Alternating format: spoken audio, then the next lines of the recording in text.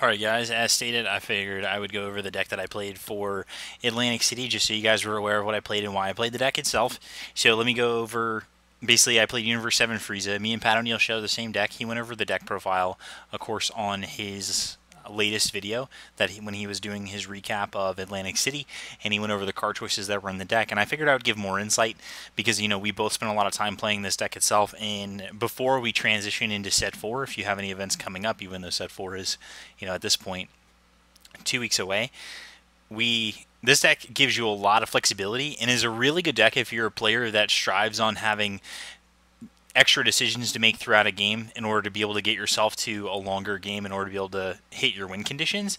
And so I really enjoyed playing this deck, and in fact this has been my favorite deck to play so far in a tournament because it's felt the closest to my style of deck, which is essentially just get to a point where the game goes really deep and you have the opportunity to outmaneuver your opponent just with your decision making, and this deck truly rewards that. So that's why I was a huge fan of the deck from the weekend of Atlantic City. Of course, my record was 4-2-2, so 4 wins, 2 losses, 2 draws. I started out the tournament 2-0. I then picked up a draw against Veggies.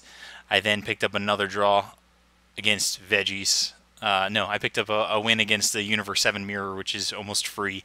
I picked up another draw against Veggies. Then I played against my teammate, Chris Sock, who went on to make Top Cut, who was also on Veggies, and that was one of my losses for the day. And that essentially knocked me out of the tournament at 3-1-2 because I had no ability to make cut because it was top 16. But I continue to play it out for Team Wars. I then picked up another win, putting myself at 4-1-2. And in the last round of the tournament, I played against a red-yellow SS3, in which game 1 he savaged me with, I think it was 2 or 3 chain Zenos, even though I had a well-established lead and had everything I needed on board. He just kept playing it. And then in the second game, he played 3 foreseeing hits 3 turns in a row when I had 5 and 7 drop Frieza in hand. I just never got a chance to deploy them because of the 3 straight foreseeing hits. So the game was just never mine to win. But this deck felt really good whenever I played against Veggies. Veggies accounted for multiple wins for me because of the fact that the way you have to play the matchup, but of course you have to draw decently well in order to win that matchup because you have certain cards that kind of help make that matchup go long and then allows you to win the matchup. But the reason why we played the deck we played was because we knew that this version of the deck, basically most SS3 decks, including Apes, was basically a free win, as well as the U7 Mirror. Like, this deck trounces the U7 Mirror so hard because of all the answers that you have to Victory Strike, or even if they're just on another plan, like just the Frieza plan itself. Unless they were playing our deck exactly, we really had the edge in that matchup. So let me go ahead and go through some of the card choices and the reason why I like the deck. So the first thing I'm going to do is I'm going to go through our extra cards / defense package. So one of the big things about our deck that a lot of people liked, especially or disliked because they were Veggie players, was we didn't play Representative of Universe 7. We thought that the card was pretty much dead after the first turn, so instead we opted to play 4 Android 18s, the ones that combo into play. Main reason why is because whenever they'd swing to try and put pressure on us, we'd combo with this. We'd then have a body to be able to attack them back or attack the battle cards, and so we were good to go there. And like I said, this card just picked up value over the course of the game and essentially served the same function because, like I said, once you're past turn 1 with Universe 7 reps, you are basically discarding at that point or charging it for yellow. So we wanted to have an extra card in that slot to stay flexible and reduce our extra card count.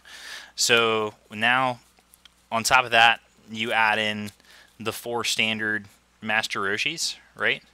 So you add in your 4 Master Roshis, and now you have already looking like it looks like 8 negates already because you have 4 Android 18s, you have 4 Roshis, so we have ways to stifle our opponent's attacks, so they really can't get through. And then on top of that, we played the best yellow extra card in the format, for the most part. Crusher Ball handles all the threats, whether if it's in the U7 Mirror, whether if it's against Ginyu Veggies, whether if you just need to slow something down in Apes.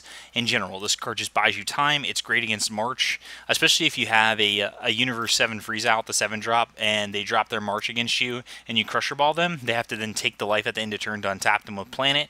Otherwise, they just leave themselves open to attacks. We have 3 Flying Nimbus. Nimbus is the best negate in the game.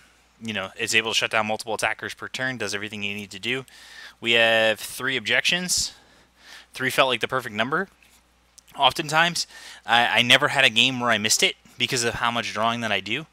Especially, you don't have to deploy. A lot of people have this, feeling in mind that they have to deploy objection on turn 2, whereas, no, doing it on turn 3 or turn 4 is just as effective as long as you have a high enough life total and as long as you're able to flip. You're still able to get maximum value out of objection even if it's not on turn 2. And then the spicy singleton was Mafuba. We did this in the main because we were mostly concerned about Buhan, but of course I love this card in the deck because it did a ton of things for us. It had the ability to take away an opposing Universe 7 Frieza if they swang with it. Like, yeah, we'd have to take the life, but then we, neg the effect on board for an entire turn, so that gives us time to catch up or deploy our own Frieza. I like this against, Victory Strike because this works against Victory Strike. Even though we can't negate, we can place this on top and it loses the effect. And in general, this helped me against Apes because, a lot of people don't think you're going to main deck Mafuba, so they'd swing with their King Vegeta. I'd then negate with the Mafuba, and then the game was essentially over at that point, especially because I had a 7-drop Frieza on board. So there's not much they can do, and then they have to kind of either go for game or just leave their attackers back, and every single turn they don't attack is another turn where I pick up more and more advantage. So the 1x Mafuba in the main was incredible. We sided another one, and that felt pretty good as well. So I really enjoyed having with a 1 Mafuba in the deck. It felt really good. You guys, if you test with this list, you'll find out that the 1x Mafuba does a ton of work for you. So that was my extra card / defense package for the deck. When we look at removal's fairly simple. We run 3x Mass Saiyan.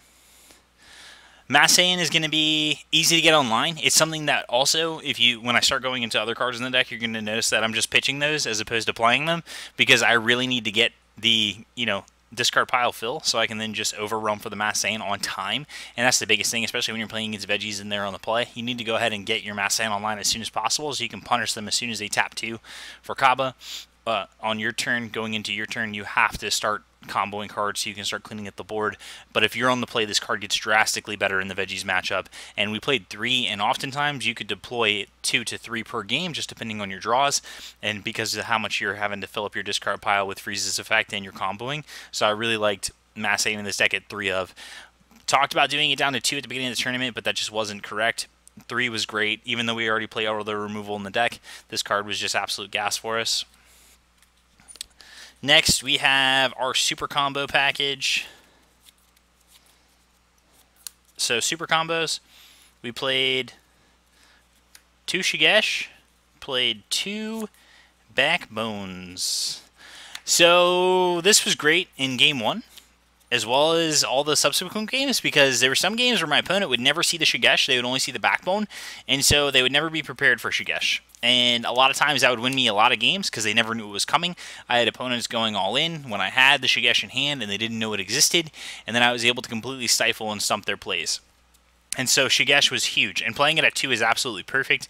I wouldn't play any more, wouldn't play any less, and 2 Backbones was a great split as well. And so this ends up winning a lot of games. It's also what gives us a ton of games against Victory Strike in the mirror because they don't see this coming as well. So what we do is we boo to get ourselves down to 4 life. And then we go ahead and make sure we have our Shigesh online, so then we can deploy our removal on the Awakened Power Goku, so they can't get the Victory Strike in.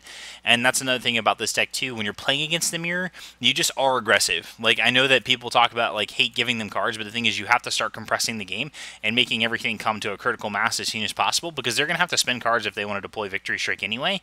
So you just have to attack them, get their life total down low, force them to have to do everything on one single turn.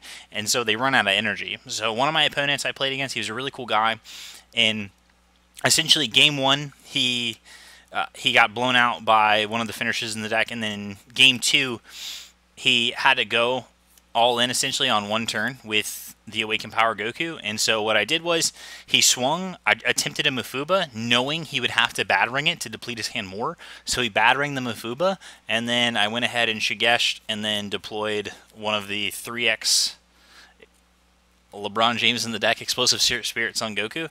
So Explosive Spirit Son Goku was not only just great because of what it did, so it just killed the opponent, but honestly, just deploying this card, people forget how good this card is just raw power level, and so I ended up taking out a lot of my opponents just with the Explosive Spirit Son Goku, just playing it naturally. But of course, Shigesh into Kid Goku is always gas, and you'd always find the cards. With the amount of cards you draw in this deck, you're always going to find your Shigesh, you're always going to find your Kid Goku and be good to go.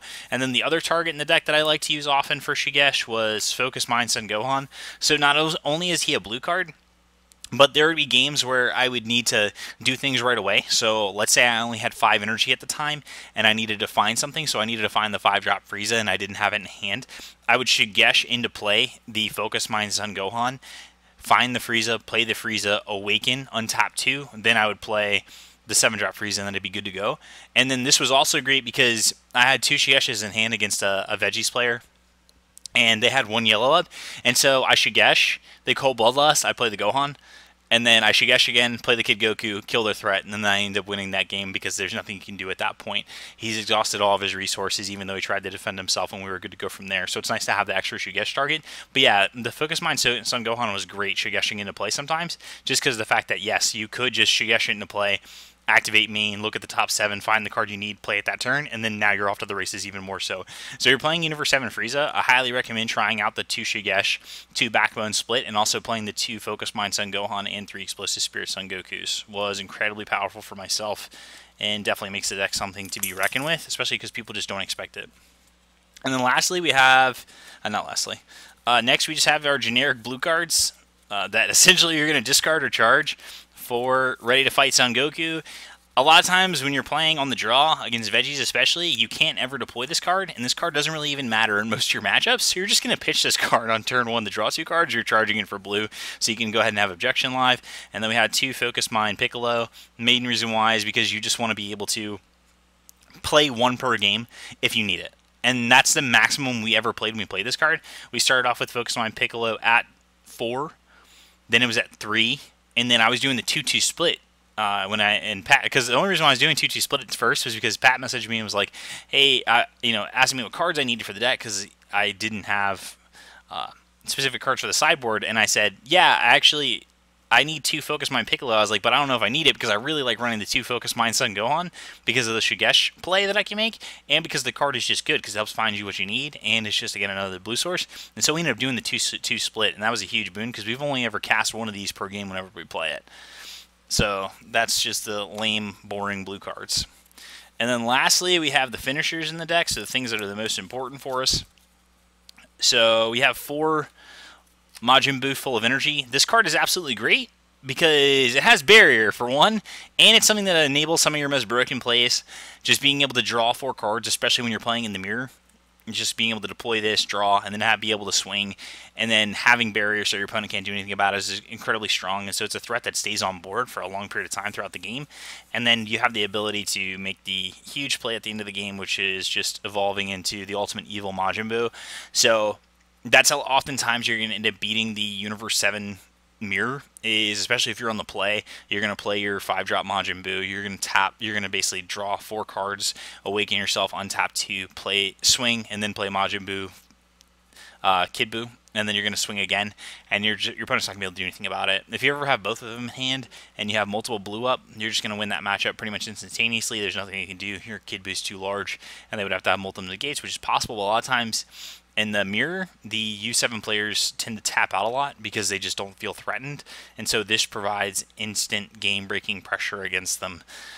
So in general, this was really good, but mostly the Kid Buus were just they were a secondary win condition, but they weren't always used. It was honestly just the Majin Buu Full of Energy that was just a huge boon because he's just a big attacker with Barrier that can't be dealt with. And you can use him to draw extra cards to boost him on a turn. So there were some games where games were getting really close. I had extra life left over. I put myself down to 1 for the turn because I had plenty of defensive hand, and I just made him a bigger attacker. And so they would either have to negate the attack or something, and it would just kind of, once I have the 7-drop Frieza online, just kind of close out the game relatively quickly. And so that leads us to the finishers in the deck. Of course, we have 4 of the 5-drop Cold Hearted Strike Frieza, and we have 4 Frieza Emperor of Universe 7. So you play 4 of the 5 because you need it, you want it, you always want to see it because you want to be able to evolve it, and you want to be able to pitch it if you need to, or charge it if you need to. But this card was great, especially against Veggies, because you could play this, tap down 2 of their creatures, or the battle cards, and then you'd be set up if you want to awaken and go into the 7-drop Frieza, because then now the opponent just, they can untap, they have multiple battle cards, they're just sitting, and if they want to use any effects, they're having to ping themselves a life. But in general, the 5-drop Frieza is just incredibly strong on its own. It helps you clear the board too if you need to. But really, we all know it brings home the bacon. It's 7-drop Frieza. And so this deck's game plan 100% is just to stave off the opponent's attack as much as possible. Make sure that you're stopping your opponent from killing you, because you really just want to survive long enough to be able to deploy the 5-drop, flip, then play the 7-drop off the evolve, and then you're good. And then you can go ahead and win the game. But anyways, I kind of rambled on about this deck. Hope you guys enjoyed the deck profile. If you get a chance, try this deck out. like I said, it's incredibly strong. Take it to your locals. I heavily enjoyed it. It did great amount of success, whether if it was in the tournament. You know, a lot of people will be like 4-2-2 is not that great, but honestly, my wins felt great. The draws felt pretty good, even though I didn't want to play for draws, but they ended up happening. And the losses were close, you know, and so, you know, if things would have broke my way differently and I didn't have the 2 draws, I could have made cut that day. But honestly, this deck allowed me to play some of my best games and make some of my best decisions. So I truly enjoyed the deck itself. If you guys are wondering what sleeves I'm using for the deck, honestly, I'm really high on these sleeves right now. They're by Ultimate Guard. They're the Ultimate Guard mats.